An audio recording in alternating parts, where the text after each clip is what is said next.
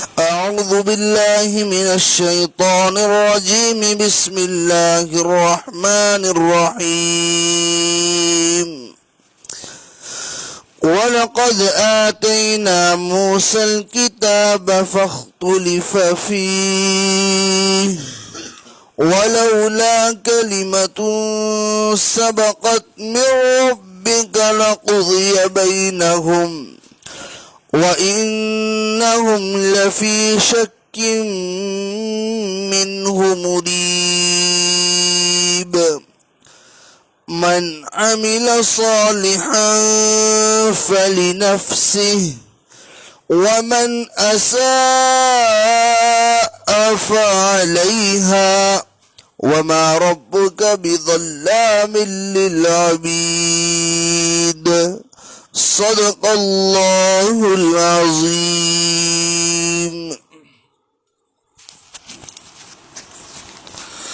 أعوذ بالله من الشيطان الرجيم. بسم الله الرحمن الرحيم. قد أفلح المؤمنون الذين هم في صلاتهم خاشعون والذين هم عن اللغو معرضون والذين هم للزكاة فاعلون. صدق اللہ العظیم. بزرگان محترم،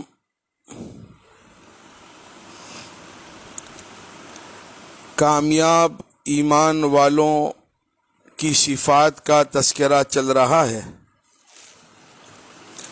اللہ رب العزت نے قرآن کریم میں ارشاد فرمایا،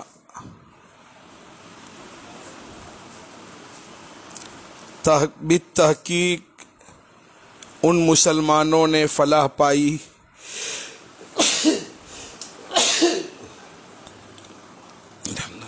جو اپنی نماز میں خشوع کرنے والے ہیں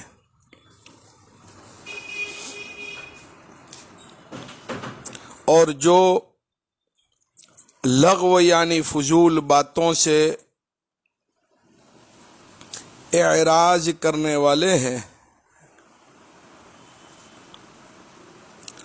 اور وہ جو اپنے اعمال اور اخلاق کا تزکیہ کرنے والے ہیں. اور ایک ترجمہ اس کا یہ بھی کیا گیا، اور وہ جو زکوٰۃ دیا کرتے ہیں. اللہ تعالیٰ نے کامیاب مومن کی چند صفات، تقریباً 7 صفات کا تذکرہ اس آیت کریمہ، ان آیات کریمہ میں اللہ رب العزت نے فرمایا. گزشتہ کل نماز کے خشوع کے متعلق کچھ ضروری گفتگو آپ کے سامنے پیش کر دی. دوسری صفت ایمان والوں کی کامیابی کی یہ ہے، والذین هم عن اللغو معرضون، اور وہ لوگ کہ جو لغو چیز سے اعراض کرنے والے ہیں. بزرگوں، بظاہر دیکھیں اللہ تبارک و تعالیٰ کی توفیق ہے کہ دونوں میں بظاہر کوئی مناسبت معلوم نہیں ہوتی، کہ یہیں اس کے کہنے کی ضرورت نہیں تھی، کہیں بھی کہا جا سکتا تھا. جو لوگ اپنی نماز میں خشوع میں رہتے ہیں اور جو لغو سے اعراض کرنے والے ہیں، ان دونوں میں جوڑ کیا ہے، رشتہ کیا ہے؟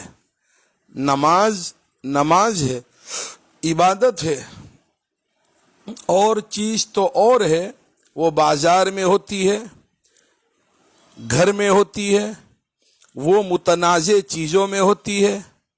وہ جو چیزیں کشش رکھتی ہے ان دونوں کا ذکر کیوں کیا؟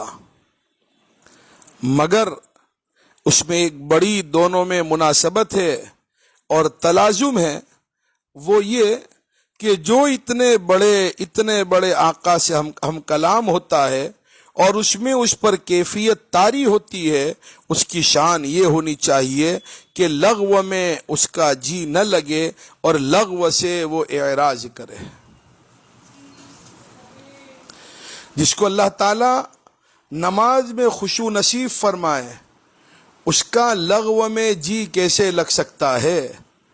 نماز میں جس کو خشوع مل جائے اس کا جی لغو میں لگ ہی نہیں سکتا۔ تو بزرگوں، والذین هم عن اللغو معرضون، دونوں میں بہت ہی لطیف مناسبت اور رشتہ ہے۔ پھر بھی نماز کو تبدیلی لانے والی چیز، نماز کو ایک انقلاب انگیز عنصر ہونا چاہیے، فعال اور مؤثر عنصر ہونا چاہیے۔ نماز بھی چلتی ہے اور غیبت بھی چل رہی ہے، نماز بھی چلتی ہے اور باتیں بھی چل رہی ہے، نماز بھی چلتی ہے اور کھیل تماشے۔ ویسے ریاضت کے طور پر کوئی کرے تو دونوں میں جتنی اونچی جگہ پہنچ جائے، آدمی تو اس کے بعد خیال رکھنا چاہیے کہ اب اسے اتنا نیچے بھی نہیں جانا چاہیے کہ دونوں میں کسی قسم کی کوئی مناسبت نہ ہو۔ کسی کو عہدہ ملتا ہے نہ تو پھر وہ بہت سی چیزیں خود بخود نہیں کرتا اور نہ اس سے توقع کی جاتی ہے۔ مثلا کسی کو فلاں عہدہ مل گیا، وزارت مل گئی، اب وہ بازار میں کھڑا ہوا ہے اور بازاریوں سے بات کر رہا ہے اور تماشے دیکھ رہا ہے، ایسا نہیں ہوتا۔ تو بزرگوں، دونوں میں ایک خاص تعلق ہے، یہ اعجاز ہے قرآن کا، اس کو بعد میں بھی کہا جا سکتا تھا، لیکن نماز کے بعد اس لیے کہا کہ نماز کو تبدیلی لانے والا اور زندگی کو ڈھالنے والا، زندگی کو ایک نیا سانچہ اور ایک نیا ذوق، نئی طلب اور نیا ذہن عطا کرنے والا ہونا چاہیے، اور اس میں پھر گنجائش نہیں کہ لغویات میں بندہ بندی لگے۔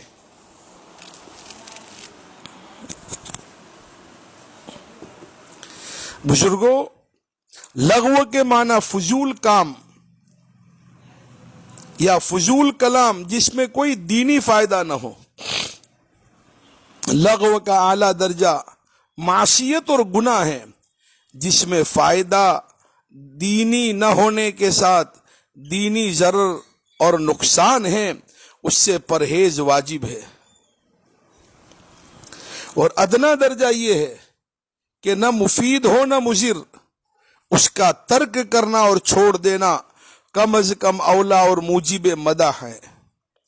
رسول اللہ صلی اللہ علیہ وسلم نے اپنی نبوت والی زبان سے ارشاد فرمایا، من حسن اسلام المرء ترکہ ما لا یعنی، یعنی انسان کا اسلام جب اچھا ہو سکتا ہے جب کہ وہ بے فائدہ چیزوں کو چھوڑ دے۔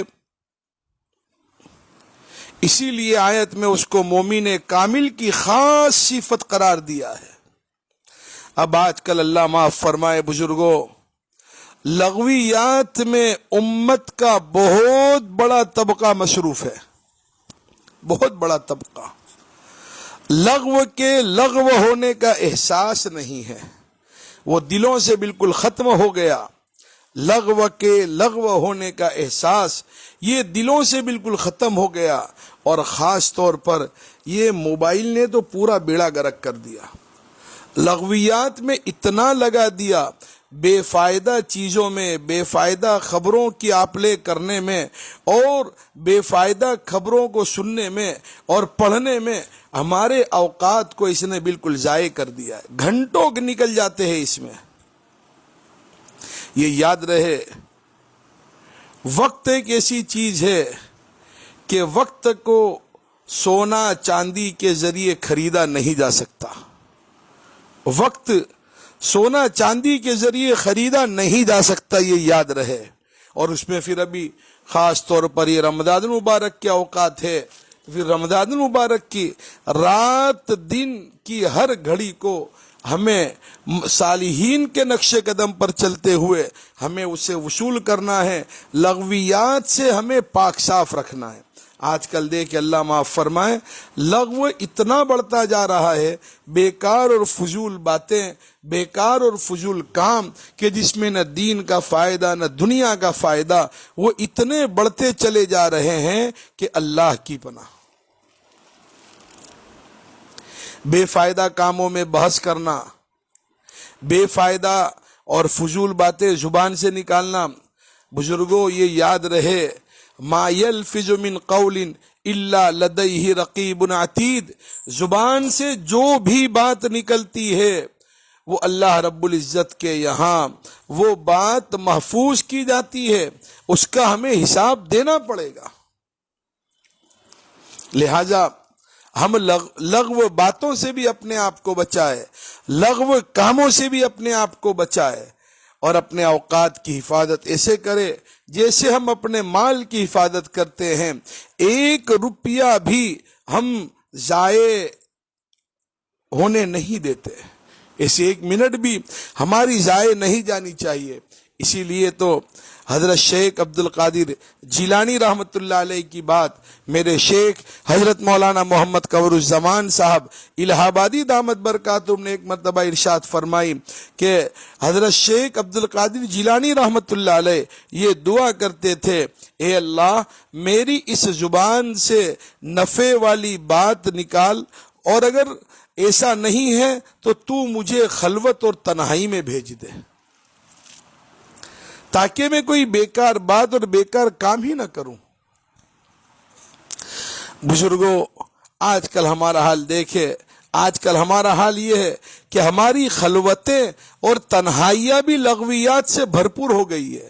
خاص کر کے یہ موبائل کے ذریعے دن بھر کی نیکیاں راتوں کو ہماری ضائع ہو جاتی ہے۔ اللہ کے ساتھ مناجات کرنے کے مقابلے میں، اللہ کے ساتھ آہوزاری، اپنے گناہوں پر رونے دھونے کے مقابلے میں، راتوں کو ہم گناہوں کا بوجھ اور انبار لے کر ہم اپنے سر پر سوتے ہیں۔ کیا پتہ کب ہماری آنکھ مچ جائے اور ہماری آنکھ کھلنے نہ پائے، کوئی ٹھکانہ نہیں ہے۔ لہذا خاص طور پر رات میں ہم سوئے تو توبہ استغفار کر کے سوئے، لغویات سے اپنے آپ کو پاک صاف رکھ کر سوئے، اور کوئی ایسا کام نہ کرے کہ جس سے ایمان پر زد پڑے، کوئی ایسا کام نہ کرے جس سے تعلق مع اللہ میں کمی آئے، کوئی ایسا کام نہ ہونے پائے جس کے نتیجے میں اللہ رب العزت ناراض ہو۔ تو لغویات سے بزرگوں کا اور صالحین کا حال یہ تھا کہ وہ باتیں بھی کرتے تھے تو گویا اپنی زبان کے جملوں کو بھی تول تول کر بولا کرتے تھے، یہ نہیں جو جی میں آیا بول دیا، بغیر ضرورت کے کوئی بات بھی اپنی زبان سے نہیں نکالتے تھے۔ میں نے اپنے شیخ حضرت مولانا محمد قمر الزمان صاحب الہ آبادی دامت برکاتہم سے یہ بات سنی کسی نبی کے حوالے سے کہ حضرت نے یہ بات فرمائی کہ تو کسی کے گناہ کو دیکھ کر، تو کسی کے گناہ کو دیکھ کر اس کو ذلیل نہ سمجھ، بلکہ اس گناہ میں مبتلا ہونے کو دیکھ کر اللہ سے اس پر رحم و کرم کی دعا کر اور اپنی عافیت اللہ سے مانگ۔ پھر حضرت نے یہ بات بھی فرمائی، خدا کے ذکر کے علاوہ کوئی بات اپنی زبان سے نہ نکال، خدا کے ذکر کے علاوہ کوئی بات اپنی زبان سے نہ نکال، کہ یہ ذکر الہی کے علاوہ جو باتیں زبان سے نکلتی ہے اس سے دل سخت ہو جاتا ہے، اور قلب قاسی سخت دل یہ اللہ سے دور ہو جاتا ہے۔ بزرگوں آپ اندازہ لگائے، جب جائز باتیں ضرورت سے زیادہ کرنے کے نتیجے میں دل سخت ہو جاتا ہے، تو پھر ناجائز باتیں اور نہ کرنے کی جملے اپنی زبانوں سے نکالیں گے تو ہمارا حال کیا ہوگا؟ اس لیے ذکر الہی کی کثرت کرنی چاہیے. گزشتہ کل رات میں حضرت والا الہ آبادی دامت برکاتہم نے علامہ انور شاہ کشمیری رحمۃ اللہ علیہ کے حوالے سے یہ بات بیان فرمائی کہ جب اللہ کہتا ہے تو اللہ رب اپنی زبان سے ذکر میں جب بندہ اللہ اللہ کہتا ہے تو اللہ سامنے چل کر بندے کے پاس آتا ہے. لہذا کام ہم سے وہ ہونے چاہیے، زبان سے جملے اور باتیں وہ نکلنی چاہیے کہ جو اللہ کے تقرب کے ملنے کا ذریعہ بنے. ایسی باتیں، ایسے جملے، ایسے کام ہم سے نہیں ہونے چاہیے کہ جس کے نتیجے میں اللہ سے ہمارا تعلق کٹے. تو ایمان والوں کی کامیابی کی دوسری علامت اللہ رب العزت نے یہ بیان فرمائی، والذین هم عن اللغو معرضون. کامیاب ہو گئے وہ ایمان والے جو لغویات سے اعراض کرنے والے ہیں. لغو بات، لغو کام جو نہیں کرتے، جس کو ہم اپنی زبان میں فالتو کہتے ہیں، جس میں نہ دین کا فائدہ نہ دنیا کا فائدہ، ایسے کام اور ایسی باتیں وہ لوگ نہیں کرا کرتے اور نہیں کیا کرتے. آج کل اللہ معاف فرمائے بزرگوں، یہ موبائل کے راستے سے ہم تباہی کے دہانے پر اور جہنم کے دہانے پر جا کے کھڑے ہو گئے ہیں. ہم اللہ سے معافی مانگے. اسی لیے عارفین بیان فرماتے ہیں کہ اپنی دعاؤں میں خلوت کا تقوی مانگے، اپنی دعاؤں میں خلوت کا تقوی مانگے کہ اللہ جب میں اکیلا رہوں، جب میں اکیلی رہوں، تب بھی اے اللہ میں تجھ سے ڈر کر، تیری بات مان کر میں اپنی زندگی کو بسر کروں. اے اللہ تو میری تنہائی کو سنوار دے. آج کل یہ لغویات یہ تنہائیوں میں بھی بہت ہو رہے ہیں موبائل کے راستے سے. اللہ تعالی ہماری مکمل حفاظت فرمائے. تو دوسری صفت اللہ رب العزت نے کامیاب ایمان والوں کی یہ ذکر فرمائی، والذین هم عن اللغو معرضون. کامیاب ہو گئے وہ ایمان والے جو اپنی جو لغویات سے اعراض کرنے والے ہیں.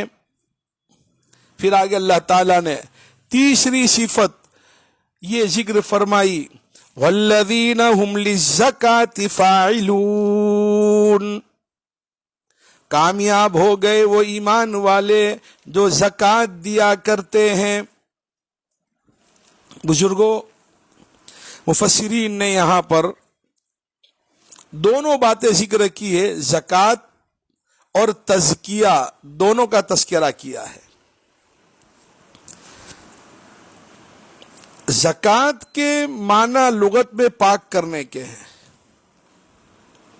اور اصطلاح شریعت میں مال کا ایک خاص حصہ کچھ شرائط کے ساتھ صدقہ کرنے کو زکوٰۃ کہا جاتا ہے.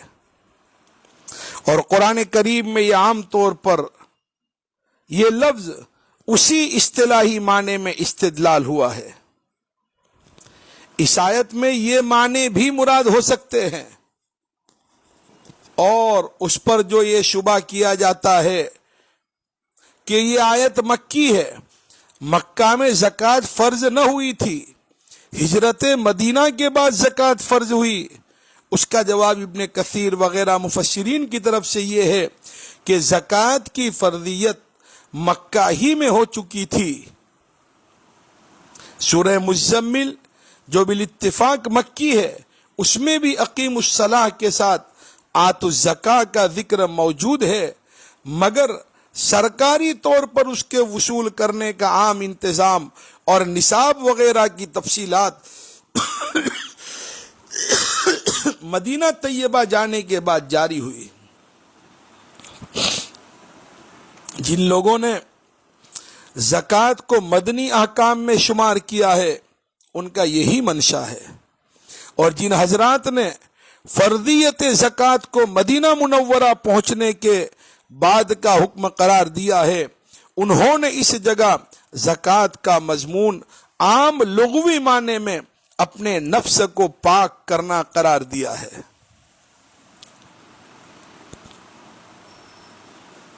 بزرگوں، عام طور پر قرآن کریم میں جہاں زکوٰۃ فرض کا ذکر آیا ہے تو اس کو ایتائے زکوٰۃ اور یؤتون الزکوٰۃ اور آتوا الزکوٰۃ کے عنوان سے بیان کیا گیا۔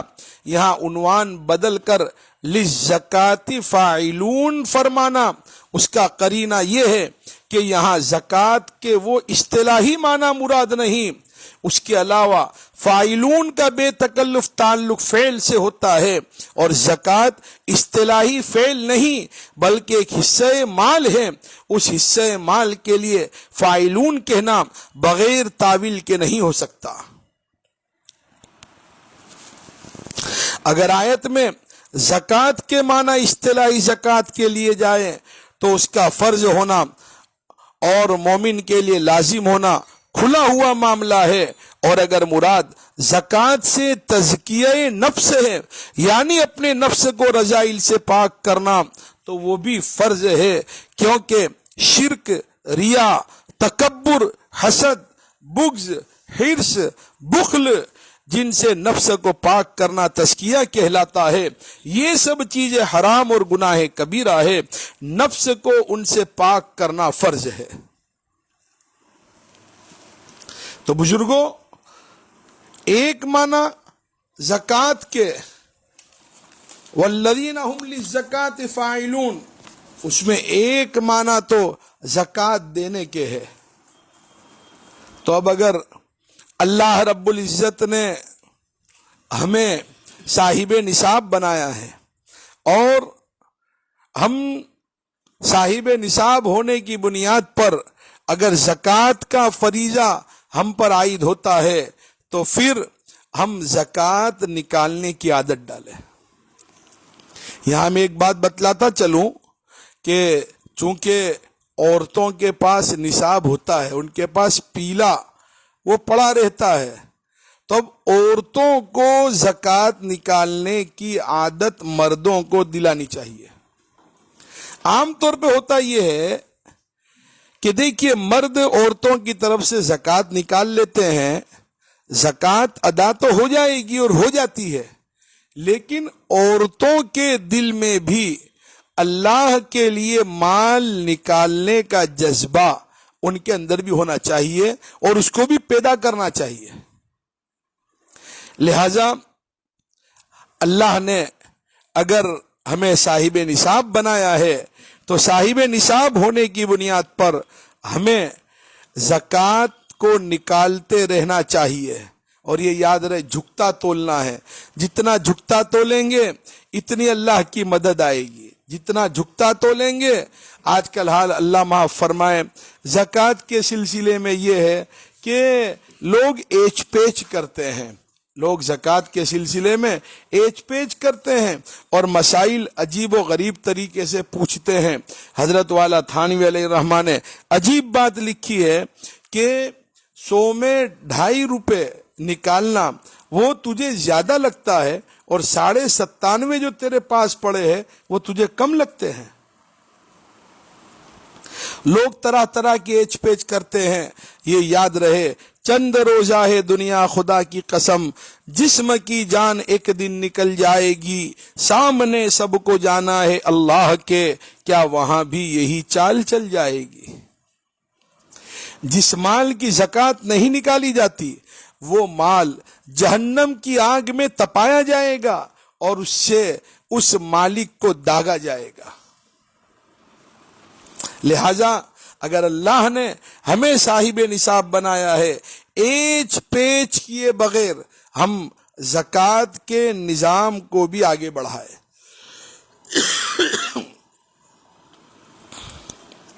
اور بعض مفسرین نے یہاں زکوٰۃ کو تزکیہ کے معنی میں لیا ہے۔ اب وہ تزکیہ بھائی اپنے نفس کی صفائی اور اپنے اخلاق کو سنوارنا اور اپنی اندرون کی اصلاح کرنا اور کوشش کرنا، یہ بھی فرض ہے۔ قرآن میں اللہ نے صاف کہا قد افلح من تزکا، جس نے اپنا تزکیہ کر لیا وہ کامیاب ہو گیا۔ یہ یاد رہے، جیسے نماز ایک رکن ہے، زکوٰۃ بھی ایک رکن ہے، اور اسی طرح اپنے خود کا تزکیہ کرنا یہ بھی ہمارے لیے فرض ہے۔ تو لہذا والذین هم للزکاۃ فاعلون میں ہم دونوں معنی، ایک تو یہ صاحب نصاب ہے تو زکوٰۃ دینا فرض ہے، دوسرا کہ بھئی تزکیہ کرنا۔ اب ہمارے اندر بزرگوں کتنی دل کی بیماریاں ایسی ہے، ہمارے اندر حسد ہے، کینہ ہے، لوگوں کو حقیر سمجھنے کا جذبہ ہے، اپنے آپ کو بڑا سمجھنا، طرح طرح کی دل کی بیماریوں میں ہم لوگ مبتلا ہے۔ بزرگوں، دل اللہ کے رہنے کی جگہ ہے۔ جب گندے کمرے میں ہم نہیں رہتے تو گندے دل میں خدا کیسے رہتا ہوگا؟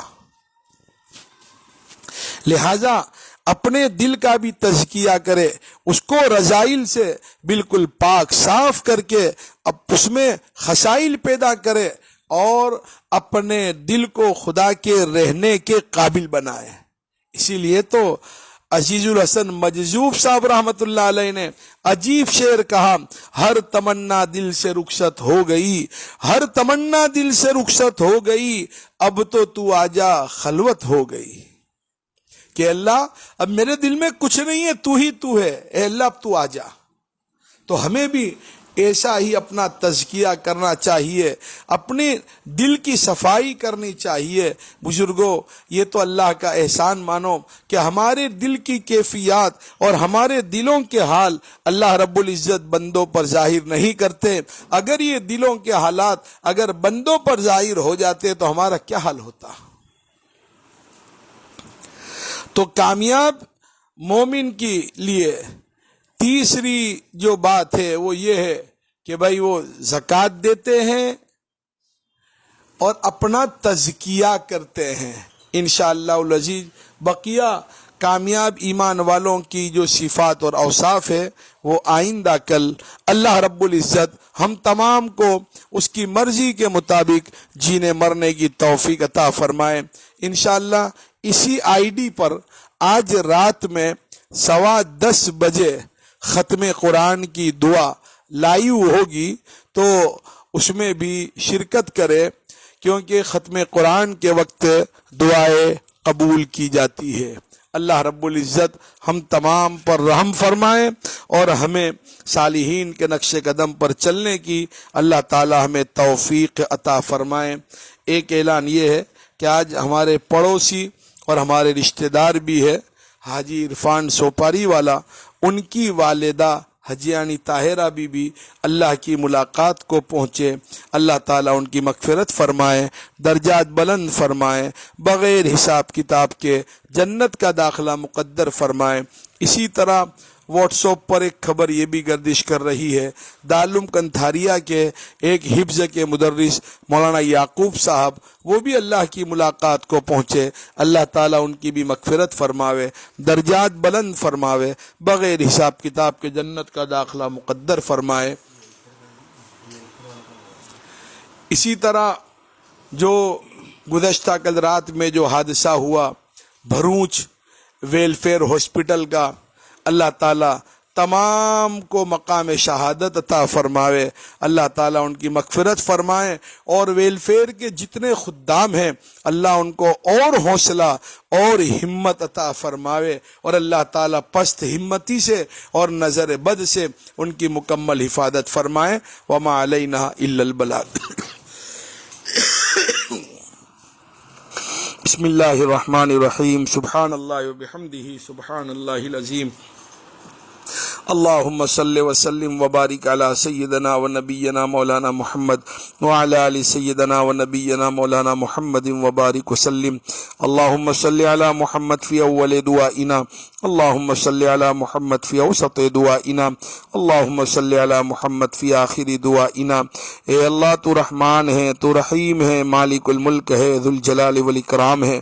اے اللہ ہمارے صغیرہ کبیرہ تمام گناہوں کو معاف فرما، ہمارے صغیرہ کبیرہ تمام گناہوں کو معاف فرما، ہمیں معاف فرما، ہمارے والدین کو معاف فرما، ہمارے بیوی بچوں کو معاف فرما، ہمارے اوپر نیچے کی پیڑھیوں کو معاف فرما، ہمارے زندوں کو معاف فرما، ہمارے مرحومین کو معاف فرما۔ اے اللہ، رمضان کے مغفرت کے عشرے میں ہماری مغفرت نہیں ہوگی تو کب ہوگی؟ رمضان کے مغفرت کے عشرے میں ہماری مغفرت نہیں ہوگی تو کب ہوگی؟ اے اللہ ہمیں معاف فرما، صغیرہ کبیرہ تمام گناہوں سے درگزر فرما، ہمیں معاف فرما۔ اے اللہ ہمارے رشتہ داروں متعلقین کو معاف فرما، اے اللہ پوری امت کو معاف فرما۔ آج کوئی نہ بچے جسے تو معاف نہ کرے، آج کوئی نہ بچے جسے تو معاف نہ کرے، آج کوئی نہ بچے جسے تو معاف نہ کرے۔ اے اللہ پوری امت کو معاف فرما، گناہوں کی نفرت ہمارے دلوں میں ڈال دے، نیکیوں کی رغبت اور محبت ہمارے دلوں میں پیدا فرما۔ تو ہم سے راضی ہو جا، اپنوں کو ہم سے راضی کر لے، تو ہمارا بن جا، ہمیں اپنا بنا لے۔ رحم کا، کرم کا، عفو کا، سہولت کا، آسانی کا، فضل کا، درگزر کا معاملہ فرما۔ پیارے اللہ نماز، روزہ، تلاوت، تراویح، صدقہ، خیرات، معتکفین کا اعتکاف اور تمام کار خیر کو پیارے اللہ قبول فرما، قبول فرما، قبول فرما۔ ہر عمل کی حقیقت عطا فرما۔ ماہ مبارک کی رحمتوں سے، برکتوں سے، مغفرت سے ہمیں مالا مال فرما۔ ماہ مبارک کی رحمتوں سے، برکتوں سے، مغفرت سے اے اللہ تو ہمیں مالا مال فرما۔ اے اللہ شب قدر ہمارا مقدر بنا، شب قدر ہمارا مقدر بنا، شب قدر ہمارا مقدر بنا، شب قدر ہمارا مقدر بنا۔ پیارے اللہ امت کے حالات کو سازگار فرما، امت کے حال پر رحم فرما، تمام بیماروں کو شفائے کلی عطا فرما، تمام مرحومین کی مغفرت فرما، ہم تمام کی جائز تمنا اور مقاصد کو پورا فرما۔ اے اللہ پریشان حال کی پریشانی کو دور فرما، بے اولاد کو نیک و صالح اولاد عطا فرما، بے جوڑ کو نیک و صالح جوڑا مرحمت فرما، جو قرض میں ڈوبے ہیں ان کے قرض کی ادائیگی کی اور شکل صورت اور اسباب پیدا فرما۔ اللہم اکفنا بحلالک عن حرامک واغننا بفضلک عمن سواک۔ یا عظیم یا عظیم انت الہی لا الہ غیرک، اغفر للذنب العظیم فانہ لا یغفر الذنب العظیم الا العظیم۔ یا واسع المغفرہ، یا واسع المغفرہ، یا واسع المغفرہ۔ اے اللہ پورے عالم کو امن و امان کا گہوارہ بنا، پوری دنیا میں سے بے چینی ختم فرما، نفرتوں کے ماحول کو ختم فرما، محبتوں کی فضاؤں کو ہموار فرما۔ آپ علیہ السلام نے جتنی خیر کی لائن سے دعا مانگی اس کا ہم سوال کرتے ہیں، ہمیں عطا فرما، اور جتنی شرور و فتن سے پناہ چاہیے اس سے ہماری اور پوری امت کی حفاظت فرما۔ اے اللہ ہم نے اپنی زندگی میں جتنی دعائیں مانگی، مانگ رہے ہیں، اور اپنی موت تک جتنی دعائیں مانگنے والے ہیں، ان تمام دعاؤں کو راج کی ہماری اس دعا کو اپنے فضل و کرم سے اور جناب رحمت عالم صلی اللہ علیہ وسلم کے صدقے طفیل میں قبول فرما، قبول فرما، قبول فرما۔ ربنا تقبل منا انك انت السميع العليم وتب علينا انك انت التواب الرحيم برحمتك يا ارحم